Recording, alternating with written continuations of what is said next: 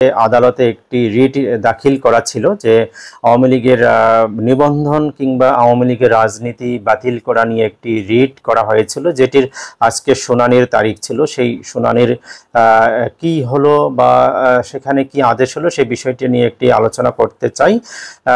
প্রথমেই বলে নেই যে রিটটি খারিজ করে দিয়েছেন বর্তমান বিচারপতি আসাদুজ্জামান। রিটটি খারিজ করার পিছনে যে যুক্তি দাঁড় করানো হয়েছে যে সময় এবং যে পরিস্থিতি এখন যাচ্ছে এবং তাতে করে আওয়ামী লীগের যে রাজনীতি আছে এখন, আওয়ামী লীগের রাজনীতি এমনিতেই দেশের ভিতরে অনেক দোদুল্যমানের ভিতর দিয়ে আওয়ামী রাজনীতি কিন্তু অপ্রাতিষ্ঠানিক রূপে রূপান্বিত হয়েছে।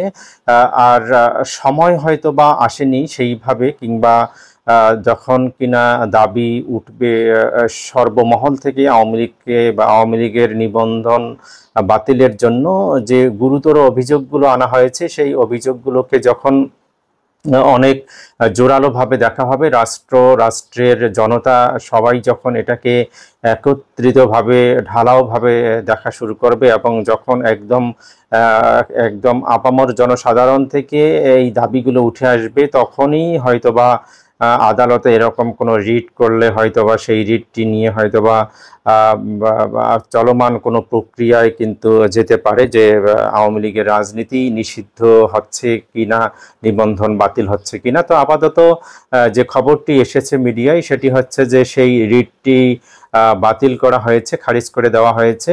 আপাতত আওয়ামী লীগের রাজনীতি নিষিদ্ধ কিংবা আওয়ামী লীগের নিবন্ধন বাতিল হওয়া নিয়ে কোনো সংশয় নেই। আগামী নির্বাচনে চাইলে আওয়ামী লীগ যে কোনো প্রান্ত থেকেই নেতৃত্ব দিয়ে কেউ একজন হাল ধরে আগামী নির্বাচনে অংশগ্রহণ করতে পারবে।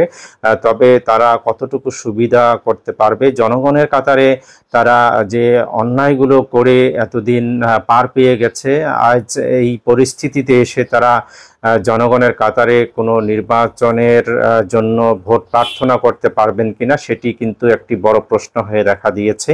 কারণ জনগণ কিন্তু 16-17 বছরের যে অনিয়ম, নির্যাতন, অপশাসন, সেটার বিরুদ্ধে কিন্তু রুখে দাঁড়িয়েছে এবং গণ অভ্যুত্থানের মাধ্যমে কিন্তু শেখ হাসিনা সরকারের পদত্যাগ কিন্তু নিহিত করেছেন। কাজেই তারা খুব সহসা হয়তোবা জনগণের কাতারে আর দাঁড়াতে পারবেন না।